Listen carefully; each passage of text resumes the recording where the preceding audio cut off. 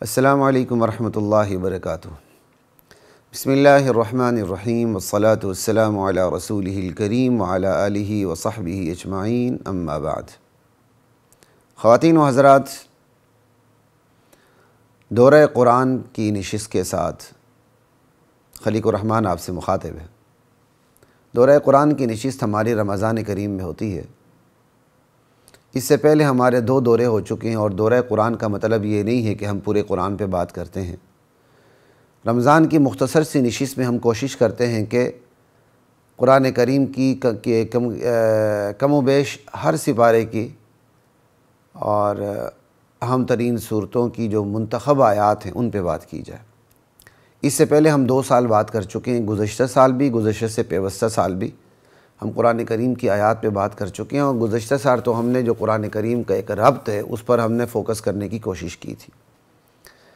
اس سال ہم منتخب آیات ہی کے بیان پر فوکس کریں گے، اسی کو بیان کرنے کی کوشش کریں گے، لیکن ہماری ترتیب یہ ہوگی کہ جن آیات پہ اس سے پہلے 2 دورہ قرآن میں ہماری بات ہو چکی ہے ہم ان پہ بات نہیں کریں گے۔ اگر کوئی بات آ جائے تو اختصار کے ساتھ بات کریں گے، کیونکہ وہ دورہ قرآن کی جو 2 نشستیں، 2 سالوں کی جو نشستیں ہیں وہ ہمارے یوٹیوب چینل پہ موجود ہیں، تو وہاں سے انہیں سنا جا سکتا ہے، تو اس لیے اس پر بات کرنا میں نے ضروری نہیں سمجھا۔ تو آج جو بات کرنے جا رہے ہیں سورہ فاتحہ سے آغاز کر رہے ہیں۔ 1424 کہہ رہا ہوں، 1445 ہجری اور 12 مارچ یکم رمضان بروز منگل، پہلا روزہ ہے انشاءاللہ، اور 2024 یہ جو شمسی سال چل رہا ہے۔ سورہ فاتحہ میں ہماری چونکہ ڈیٹیل سے بات ہو چکی، اس لیے ہم سورہ فاتحہ پہ ان ڈیٹیل بات نہیں کریں گے۔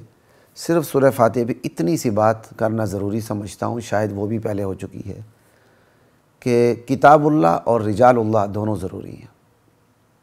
اللہ کی کتاب کو خود سے سمجھنا اور علماء سے رہنمائی نہ لینا یہ گمراہی کا ذریعہ ہے۔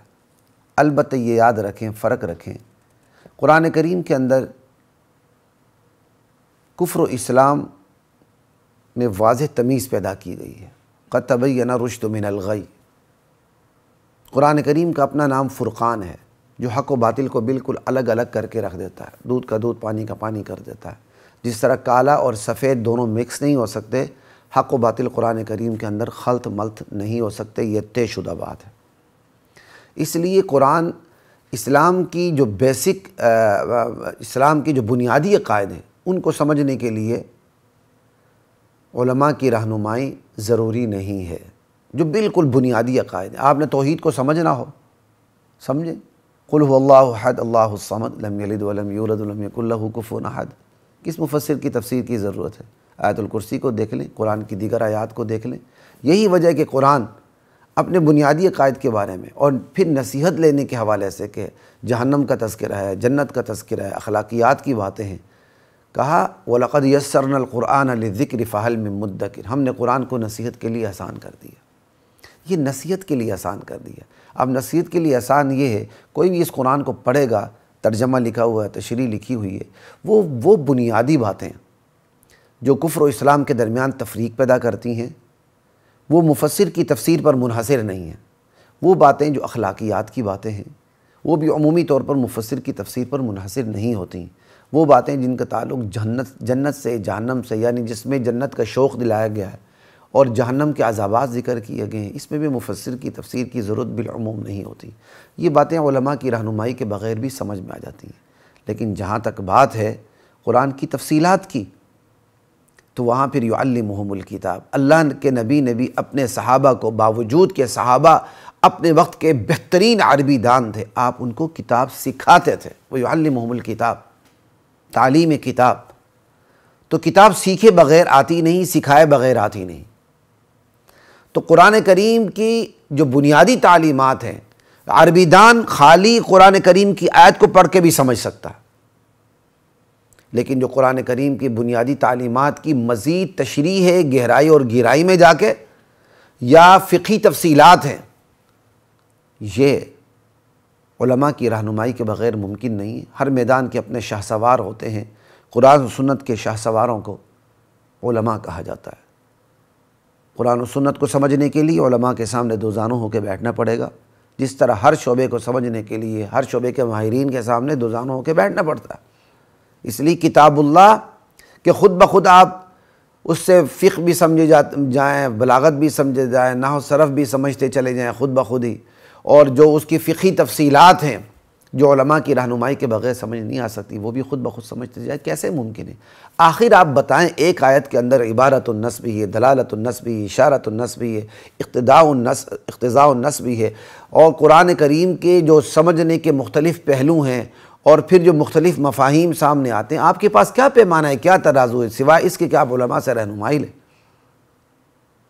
اس لیے یہ بات اتنی بدی ہے، لیکن چونکہ جیسے جیسے دور گزرتا جا رہا ہے، دین کی وقت لوگوں میں کم ہوتی جا رہی ہے، دنیا کی وقت بڑھتی جا رہی ہے، وہ دنیا کے لیے استاد ضروری سمجھتے ہیں، دین کے لیے استاد ضروری نہیں سمجھتے، تو اتنی بدیہی بات جو ایک یونیورسل ٹروتھ ہے، کائناتی سچائی ہے، اس کو بھی سمجھانے کی ضرورت پیش آتی ہے۔ خدا کے بندوں ہوش کے ناخن لو، جہاں تک کفر و اسلام میں تفریق کی بات ہے علماء کی رہنمائی کی ضرورت نہیں ہے، لیکن جہاں تک بات ہے کہ اس کی تفصیلات میں جانا اور فقہی تفصیلات کے اندر جانا، قرآن کریم سے مسائل کو اخذ کرنا، استنباط کرنا، یہ علماء اور فقہاء کے بغیر ناممکن ہے۔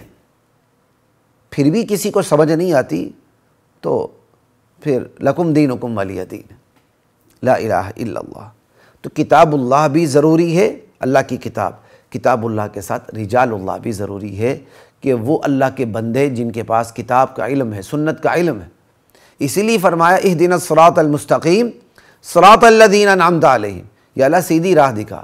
وہ سورہ فاتح جو پورے قرآن کریم کی سمری ہے، تو اہدنا الصراط المستقیم پہ بس فل سٹاپ لگنا چاہیے تھا، لیکن سمری ہونے کے باوجود لیکن یہاں فل سٹاپ نہیں لگا، بلکہ کہہ دیا صراط الذین انعمت علیہم، ان لوگوں کا راستہ یا اللہ جن پر تو نے انعام کیا ہے۔ تو اس کا مطلب تسلسل ہے، منعم علیہم پہلے، آپ ان کے بعد آ رہے ہیں۔ آپ کو منعم علیہم انعام یافتہ طبقے میں شامل ہونے کے لیے ان سے آپ کو منسوب ہونا پڑے گا، ان سے آپ کو تعلق استوار کرنا پڑے گا، شاگردی کا تعلق بنانا پڑے گا۔ صحابہ نبی کے شاگرد تھے، تابعین صحابہ کے شاگرد تھے، تب تابعین کے شاگرد تھے۔ یہ اس طرح تسلسل آیا ہے انعام یافتہ طبقے کا، یہی تسلسل آج بھی برقرار رکھنا ہوگا۔ تو خواتین و حضرات یاد رکھیے گا۔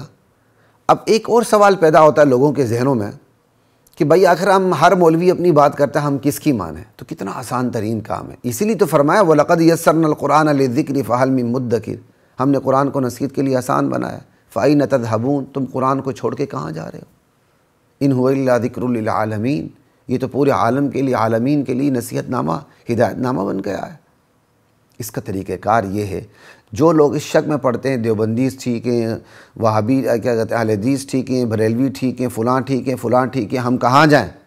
ان کے لیے گزارش یہ ہے وہ کسی کی نہ مانیں، وہ ترجمہ قرآن کا لے لیں جن پر دیوبندی، بریلوی، اہل حدیث تینوں کے اکابرین کے دستخط موجود ہے کہ یہ قرآن کریم کا ترجمہ درست ہے۔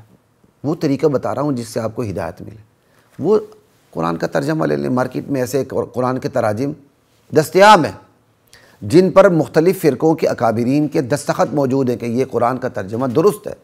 اب آپ نے تفسیر پہ نہیں جانا، بس اب آپ پورے قرآن کریم کا یہ کر لیں کہ ترجمہ پڑھتے جائیں، جو حقیقتیں آپ کو سمجھ آتی ہیں اور پھر آپ معاشرے کو ان حقیقتوں سے متصادم سمجھتے ہیں، آپ ایک ڈائری بنا لیں، وہ نوٹ کرتے چلے جائیں۔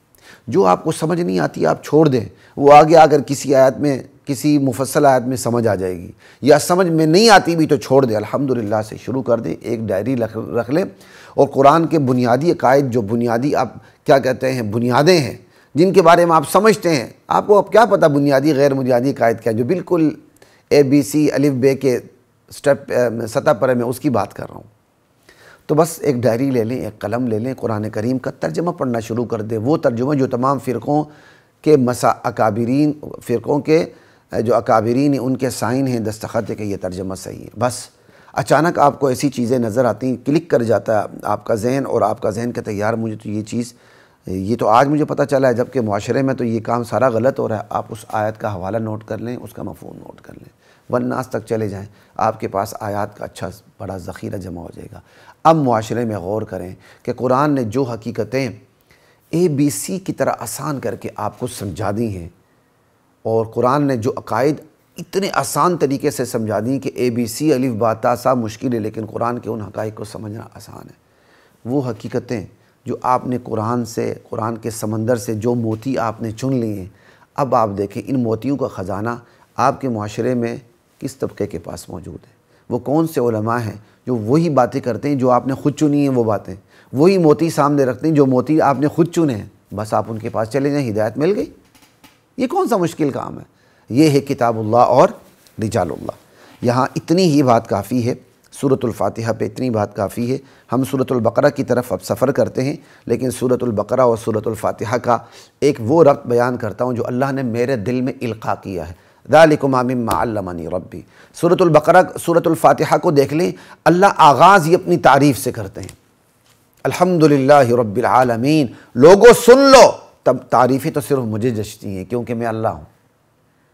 اور جب سورہ بقرہ کا آغاز ہوتا ہے تو اللہ تعالیٰ اپنی کتاب کی تعریف کرتے ہیں، لوگوں سن لو، ذالک الکتاب لا ریب فیہ۔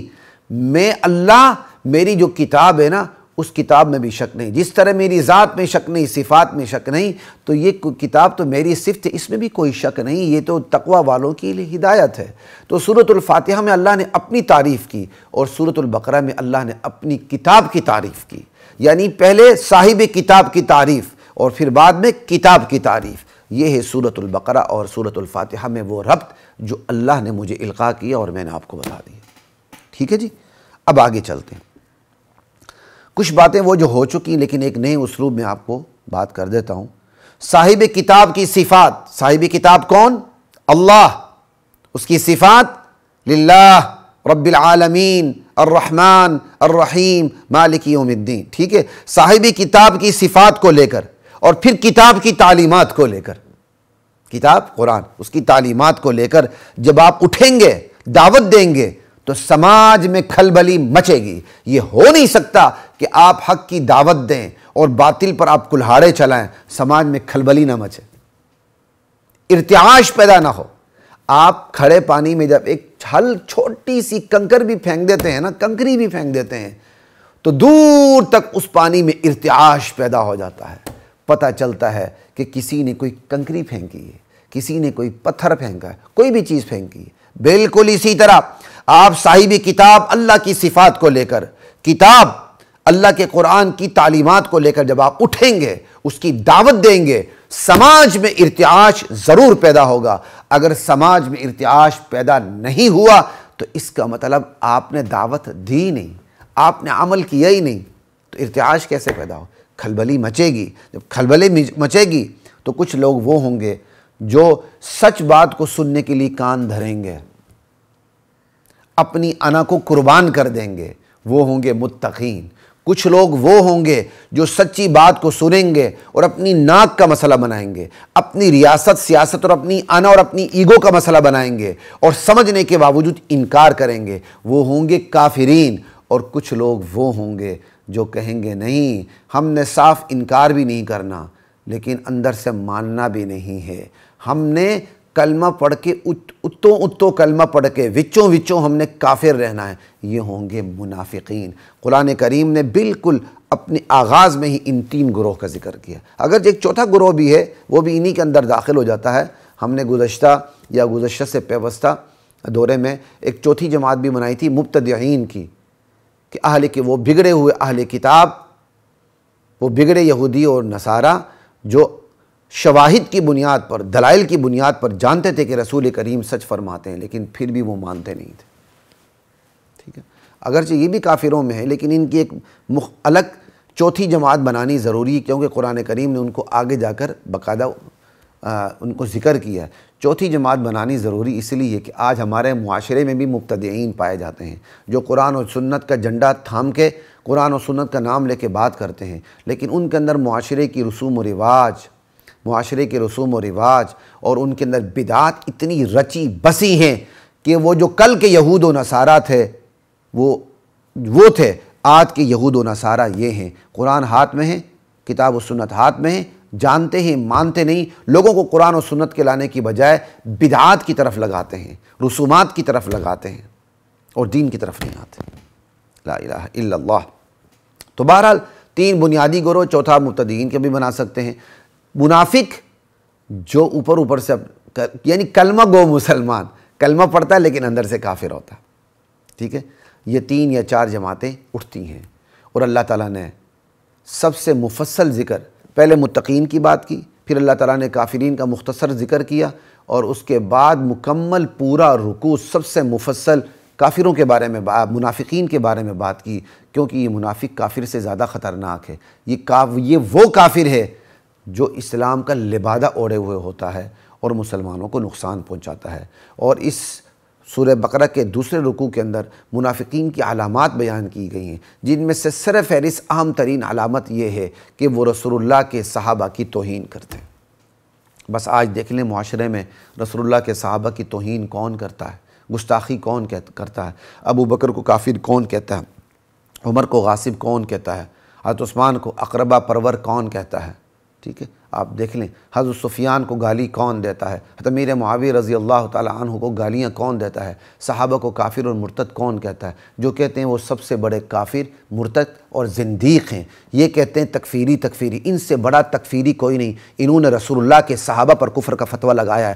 خدا پاک کی قسم یہودی اتنا بڑا کافر نہیں جتنا بڑا آج کا وہ نام کلمہ گو، وہ کلمہ پڑھنے والا، اپنے آپ کو مسلمان کہنے والا زندیق کافر اور مرتد ہے، جو ابو بکر کو مسلمان نہیں سمجھتا، صحابہ کو مرتد سمجھتا، وہ یہودیوں سے بڑا کافر، زندیق اور مرتد ہے، اور یہودیوں سے بڑا تکفیری ہے۔ تکفیری یہ ہیں جنہوں نے صحابہ پر تکفیر کی، صحابہ کی تکفیر کی، ٹھیک ہے جی۔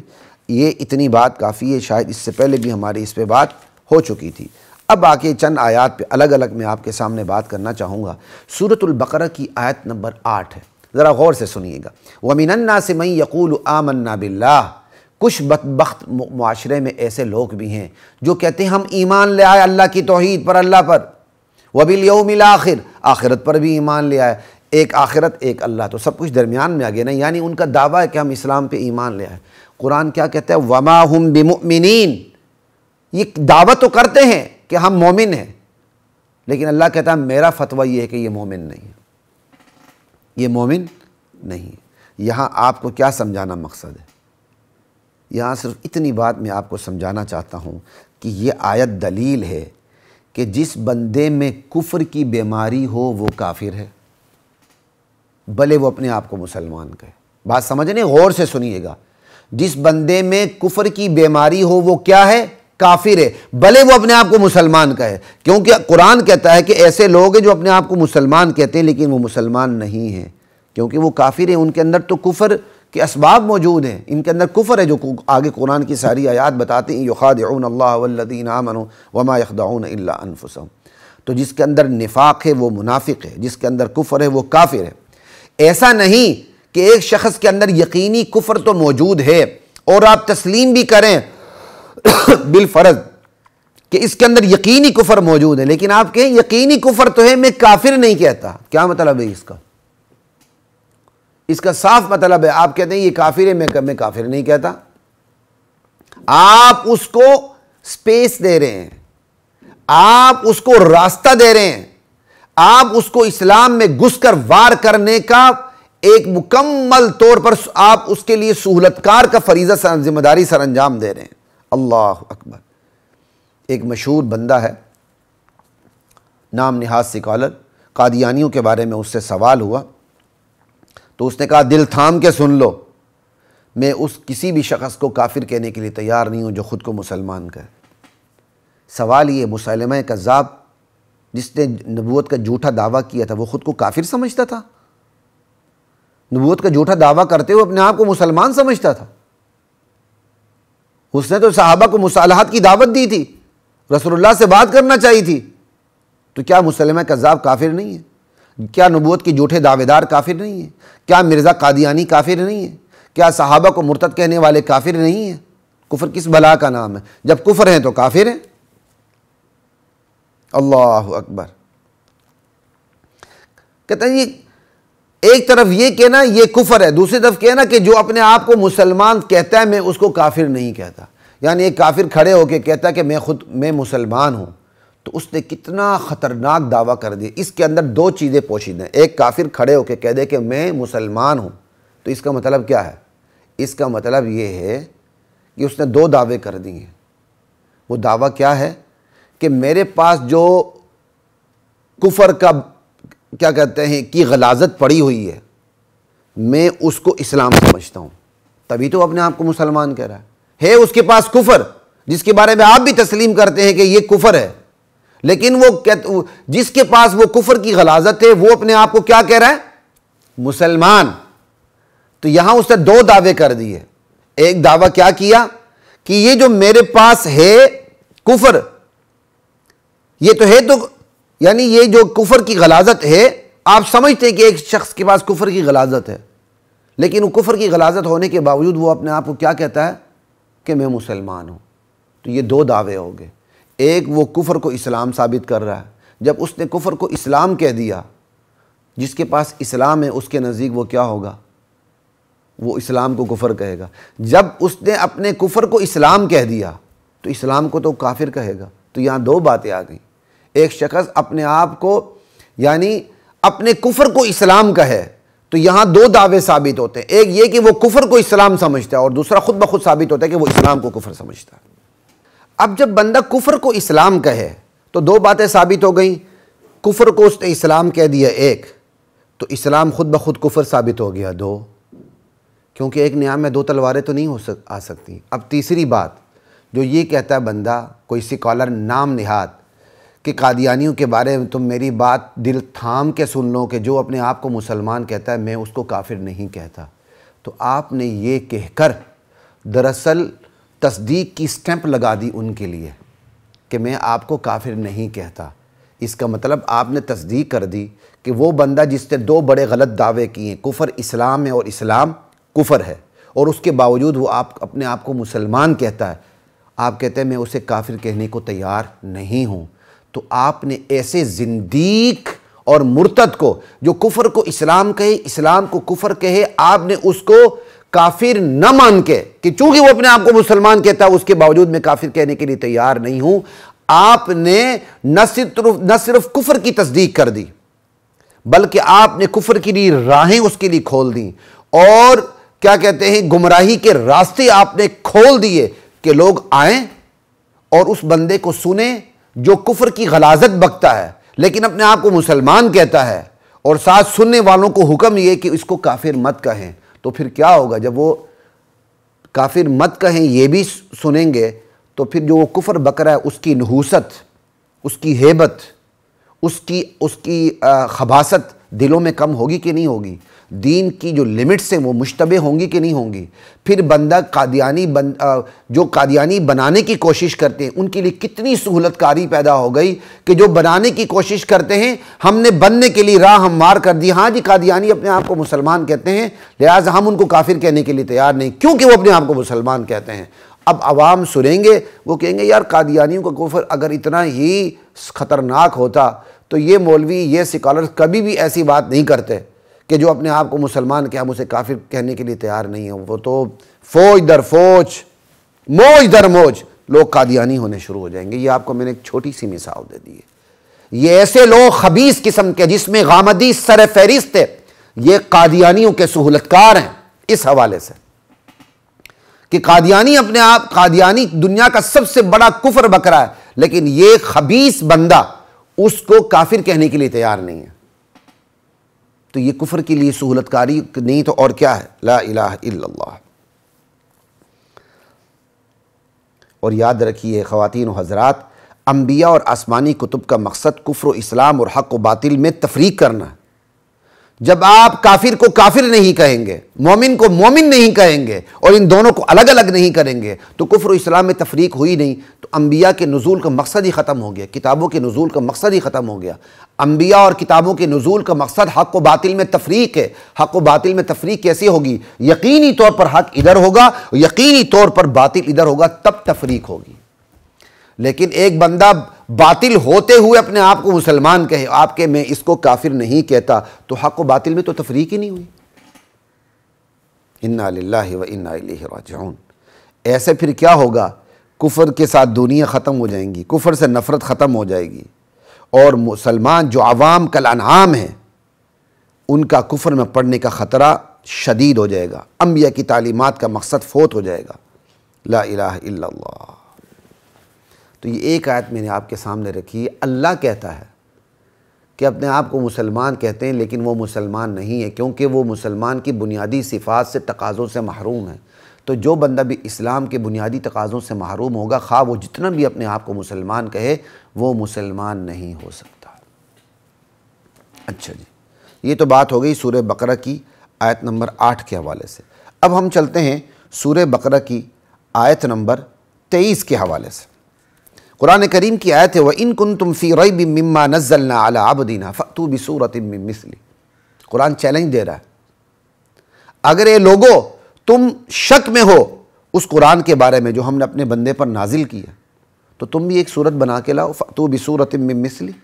پھر اکیلے کیا، تم سب اپنے حمایتیوں کو بلاؤ، وَادْعُوا شُهَدَاءَكُم مِّن دُونِ اللَّهِ إِن كُنتُمْ صَادِقِينَ۔ لیکن تم کبھی بھی اپنی اس کوشش میں کامیاب نہیں ہو گئی، یہ بھی فرما دیا فَإِن لَّمْ تَفْعَلُوا وَلَن تَفْعَلُوا، تم ہرگز اپنی اس کوشش میں کامیاب نہیں ہو سکتے۔ تو خواتین و حضرات، قرآن کا مقابلے کرنے کی سرتوڑ کوششیں کل بھی ہوئی تھیں۔ الفیل ملفیل وما ادراک ملفیل، ایسی چیزیں موجود ہیں۔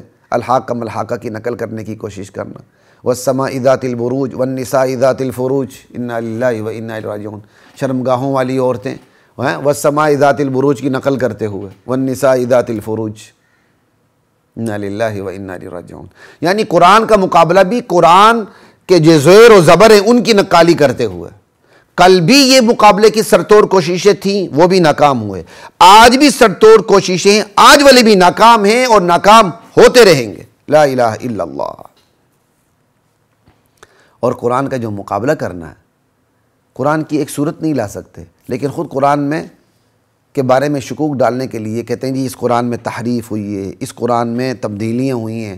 اصل قرآن جو برٹش لائبریری کی تصدیق سے ہم سامنے لائیں گے، یہ ایک رافضی شیعہ عالم دین کراچی کا میثمی، جو میرے ساتھ یہ ٹی وی ٹاک پہ بھی آیا ہے، باقاعدہ اس نے یہ اعلان کیا ہے، آج تک اسے کوئی پکڑ نہیں سکا، ملکی قانون اس کو اپنے گرفت میں نہیں لے سکا، جس نے کہہ دیا کہ جی برٹش لائبریری سے تصدیق شدہ اصل قرآن ہم انشاءاللہ لوگوں کے سامنے لے کر آئیں گے۔ اگر یہی بات کوئی اور کرتا تو آج کہاں ہوتا؟ آج تک وہ پابند سلاسل ہوتا، لیکن یہ بندہ آج بھی جبے پہن کر، جہنمی لباس پہن کر ٹی وی پہ موجود ہوتا ہے، لوگوں کو اسلام کے نام پر درس دے رہا ہوتا ہے۔ اس نے کہا تھا کہ ہم اصل قرآن لائیں گے برٹش لائبریری سے تصدیق شدہ، یعنی دیکھیں اس اصل قرآن کی اس اصل قرآن کا لیول دیکھیں جس پر برٹش لائبریری کی تصدیق ہوگی کہ یہ اصل قرآن ہے۔ انا للہ و انا الیہ راجعون، یہ حالات ہیں۔ تو قرآن کریم کے بارے میں جو قرآن کریم نے دعویٰ کیا ایک صورت لے آؤ، تو سرتوڑ کوششیں قرآن کریم کے مقابلے بھی کل بھی تھیں، آج بھی ہیں، آئندہ بھی ہوں گی۔ اور اس حوالے سے سرتوڑ کوششیں منافقین کرتے ہیں، اور منافقین مختلف طریقوں سے کرتے ہیں، جس کا ایک طریقہ اب یہ نیا آ چکا ہے کہ برٹش لائبریری سے تصدیق شدہ وہ قرآن امت کے سامنے لانے کی فکر میں۔ انا للہ و انا الیہ راجعون۔ اس آیت پہ اتنی ہی بات کافی ہے، آگے چلتے ہیں آیت نمبر 41 سے سورۃ البقرہ کی۔ وَلَا تَلْبِسُوا الْحَقَّ بِالْبَاطِلِ وَتَكْتُمُوا الْحَقَّ وَأَنْتُمْ تَعْلَمُونَ۔ اللہ تعالیٰ کہتے ہیں کہ سچ میں جھوٹ کو نہ ملاؤ، حق میں باطل کو نہ ملاؤ، اور حق کو نہ چھپاؤ، جان بوجھ کر سچی بات کو نہ چھپاؤ۔ یہ دو باتیں ہیں جی، حق میں باطل کی ملاوٹ نہیں کرنی، ایک حق کو چھپانا نہیں، دو آج یہ دونوں باتیں عام ہیں، عوام تو عوام، علماء میں بھی۔ اللہ اکبر۔ اور جو پہلی بات ہے حق میں باطل کی ملاوٹ نہیں کرنی، سچ میں جھوٹ کی ملاوٹ نہیں کرنی، یہ منافقین میں بہت زیادہ ہے، یہ اہل بدعت میں بہت زیادہ ہے، اہل شرک میں بہت زیادہ ہے۔ یہ میں 1 بائی 1 انتہائی اختصار کے ساتھ بات کرتا ہوں، ہمارا وقت بھی کم ہے۔ ایک تو جو حق بات میں باطل کی ملاوٹ کرتے ہیں، ایک وہ دھوکہ دینے کے لیے ہوتی ہے، حق بات کرتے کرتے کرتے یعنی اچھی بات کرتے کرتے باطل کی ملاوٹ کر دیتے ہیں۔ دھوکہ دینے کی، ان کی نیت ہی دھوکہ دینے کی ہوتی ہے، لیکن وہ دھوکہ کیسے دیتے ہیں؟ پہلے حق بات بیان کرتے ہیں، کرتے کرتے کرتے درمیان میں باطل کی ملاوٹ کر دیتے ہیں، تاکہ بندہ حق قبول کرتے کرتے باطل کو بھی قبول کر لے۔ یہ بالکل ایسا ہی ہے جیسے اب رمضان میں آپ کو یہ چیزیں بہت نظر آئیں گی، چھابڑی پہ پھل بیچ رہے ہوتے ہیں، خیر یہ سالہ سال ہی ایسا ہی ہوتا ہے، اوپر انہوں نے اچھے پھل رکھے ہوتے ہیں، اوپر انہوں نے اچھی سبزیاں رکھی ہوتی ہیں، نیچے انہوں نے بڑی کمال کی ترتیب دی ہوتی ہے، کاش یہ ذہن وہ اچھے کاموں کے لیے استعمال کرتے۔ بندہ ایسے اوپر دیکھتا ہے بہترین کیلے مالٹے پڑے ہوئے ہیں، جناب علی آم پڑے ہوئے ہیں، بہترین ٹماٹر پڑے ہوئے ہیں، سب کچھ پڑے ہوئے ہیں، جب آپ کہتے ہیں دے دو تو انہوں نے وہ ترتیب رکھی ہوتی کہ جس پہ ہاتھ مارتے ہیں، جب تھیلے میں آپ گھر جا کے کھولتے ہیں تو آدھے سے زیادہ خراب سبزی ہوتی ہے، آدھے سے زیادہ خراب فروٹ ہوتا ہے۔ وہ کیا ہے؟ اچھی سبزی میں بری سبزی کی ملاوٹ کر کے بیچنا۔ یہ بالکل حق بات کرتے کرتے دھوکہ دینے کے لیے کہ بھائی یہ ویسے تو ہاتھ میں نہیں آتے، پہلے اچھی اچھی باتیں کرو، جب اچھی اچھی باتیں کریں باطل کی ملاوٹ کر دیتے۔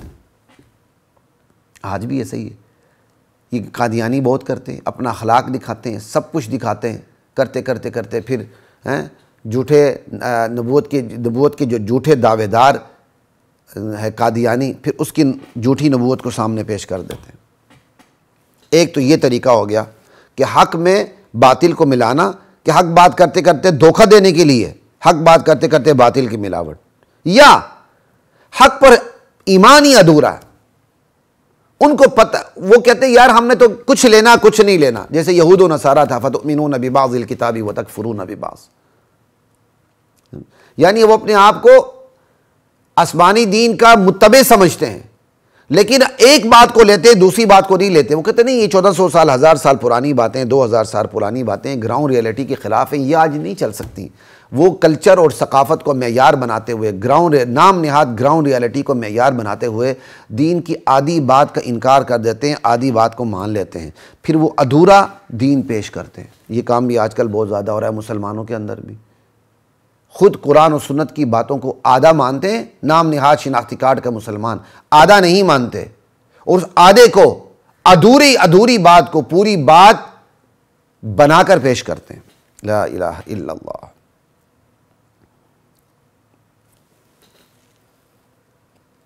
اچھا جی، اور تیسری بات، اسی لا تلبسوا الحق بالباطل میں آپ کو بات کر رہا ہوں، بعض لوگوں کو قابل قبول اسلام پیش کرنے کا خبط ہوتا ہے، وہ کہتے ہیں بس کسی طرح لوگ ہماری طرف متوجہ ہو جائیں، وہ قابل قبول اسلام پیش کرنے کے خبط میں مبتلا ہوتے ہیں، اور اس خط میں مبتلا ہوتے ہوئے وہ کیا کرتے ہیں؟ حق بات کرتے کرتے کرتے کرتے باطل کی بھی ملاوٹ کر دیتے ہیں، اہل باطل کو خوش کرنے کے لیے۔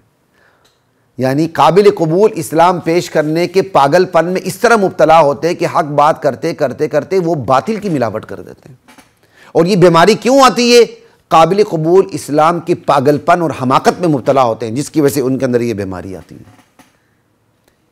سمجھا؟ اس سے بھی قرآن کی کریم کی یہ آیت منع کرتی ہے، اور یہ کام آج کے نام نہاد داعیوں میں، مبلغوں میں بہت ہے کہ وہ اس خبط میں مبتلا ہوتے ہیں کہ ہم قابل قبول اسلام پیش کریں، تو قابل قبول اسلام کی حماقت میں، خبط میں مبتلا ہوتے ہوتے وہ باطل کی بھی ملاوٹ کر دیتے ہیں۔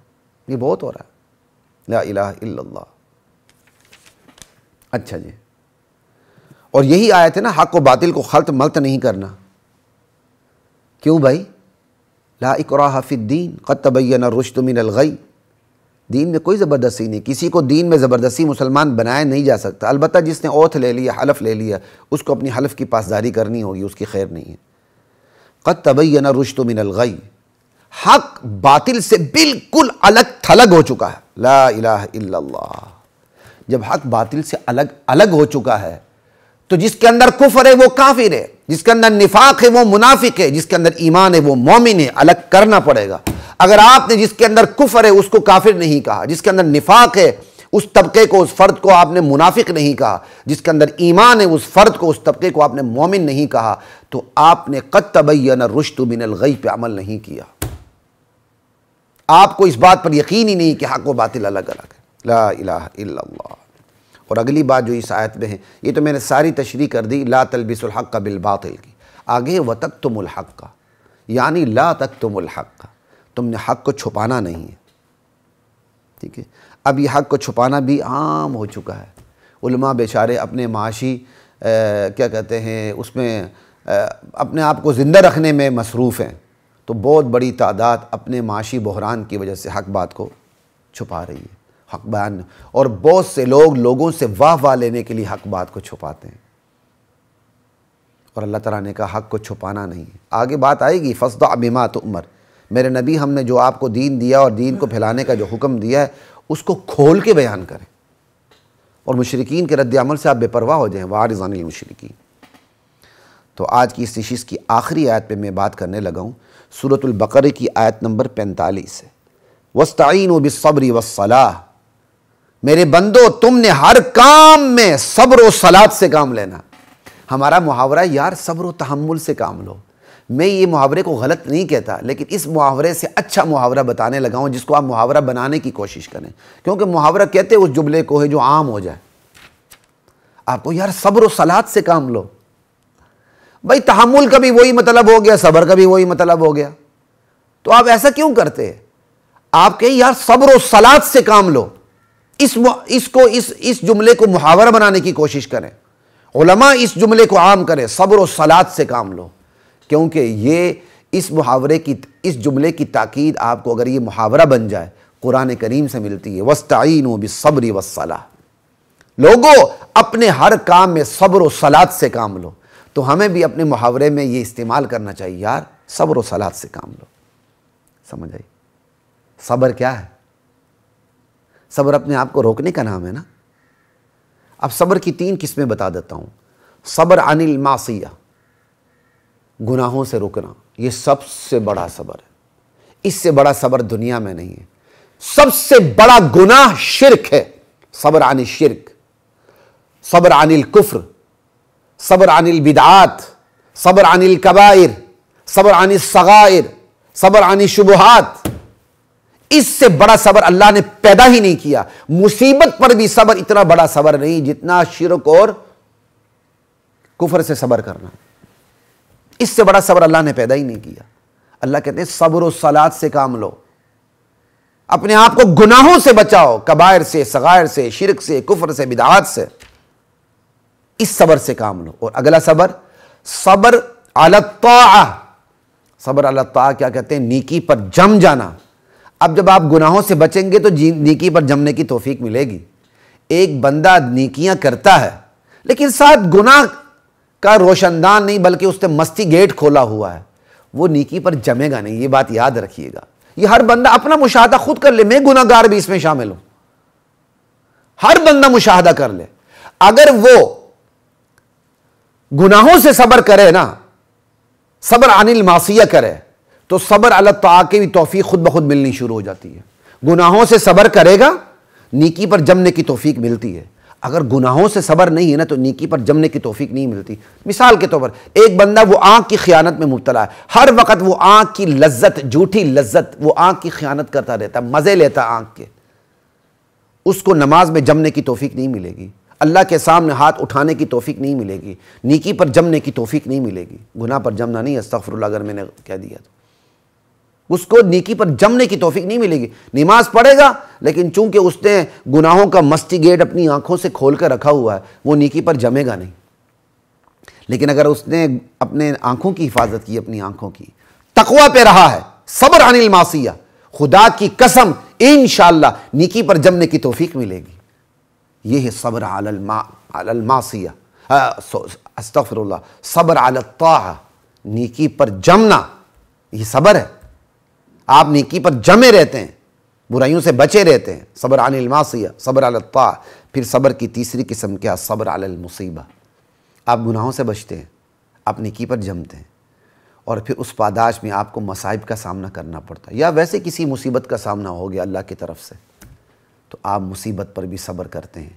آپ وہ کام نہیں کرتے اس مصیبت میں جو اللہ اور اس کے رسول کو ناپسند ہے۔ آنکھ میں نم ہے، دل میں غم ہے، مگر ہم کوئی ایسی بات نہیں کریں گے جو رب کو ناپسند ہے۔ یہ تقریباً شاید یہ اس کا ترجمہ ہے جو نبی علیہ السلام نے اپنے وفات شدہ بیٹے حضرت ابراہیم کو شاید گود میں لیتے ہوئے یا دفن کرتے ہوئے کہا تھا۔ کمی بیشی اللہ میری معاف فرمائے۔ تو یہ ہے جی صبر کی 3 قسمیں، گناہوں سے صبر کرنا، نیکی پر جم کے صبر کرنا، نیکی پر جمنا یہ صبر ہے، اور مصیبت پر صبر کرنا، ثابت قدم رہنا حق پر، اور مصیبت کو برداشت کرتے ہوئے کوئی بات ایسی منہ سے نہ نکالنا، کوئی ایسا کام نہ کرنا جو اللہ اور اس کے رسول کو پسند نہ ہو، یہ صبر علی المصیبہ ہے۔ یہ صبر کی تینوں اقسام آ جائیں، اور پھر ساتھ نماز۔ نماز کیا ہے؟ یہ تعلق مع اللہ کی معراج ہے، اللہ سے تعلق کی جو معراج ہے نا، بلند ترین سطح، وہ صلاۃ ہے۔ بندہ نماز میں کھڑا ہوتا ہے، کیا عجیب بات ہے، اللہ اکبر، سب کچھ پیچھے چھوڑ دیا، بس اب اللہ ہی اللہ ہے، ٹھیک؟ پھر مزید جھک جاتا ہے رکوع، ٹھیک؟ پھر مزید جھک کے اپنے جسم کی سب سے مقدس جگہ اس پیشانی کو اللہ کے سامنے جھکا دیتا ہے۔ اور جو بندہ عاجزی کے جتنے بڑے مقام پر ہوگا، وہی بندہ اللہ کے ساتھ تعلق کی اس بڑے مقام پر ہوگا۔ اللہ سے ملاقات ہمیشہ یاد رکھیں عاجزی کے مقام پر ہوتی ہے۔ اللہ سے ملاقات تکبر کے مقام پہ نہیں ہوتی، اللہ سے ملاقات عاجزی کے مقام پہ ہوتی ہے۔ جب میرے اور آپ کے اندر عاجزی پیدا ہوگی، اللہ ملاقات کرتے ہیں، پھر اس اللہ ملاقات کا شرف بخشتے ہیں، پھر اس ملاقات میں مزہ آتا ہے، مزہ، یہ بات یاد رکھیے گا۔ اس لیے اللہ تعالیٰ نے سورۃ البقرہ کی آیت نمبر 45 میں خواتین و حضرات ارشاد فرمایا، میرے بندو، میرے بندیوں، تم اپنے ہر کام میں صبر و صلات سے کام لو، صبر عن المعصیہ سے، صبر علی المصیبہ سے، صبر علی الطاعہ سے، اور میرے ساتھ تعلق استوار کرنے سے تمہارے ہر کام آسان ہوتے چلے جائیں گے، سنورتے چلے جائیں گے، ہر بگڑے کام بنتے چلے جائیں گے، تقدیر بنتی چلی جائے گی، آخرت بنتی چلی جائے گی، دنیا بھی سنورتی چلی جائے گی۔ انشاءاللہ اگلی نشست میں قرآن کی منتخب آیات کے ساتھ پھر آپ سے ملاقات ہوگی، تب تک کے لیے اجازت دیجیے۔ السلام علیکم ورحمۃ اللہ وبرکاتہ۔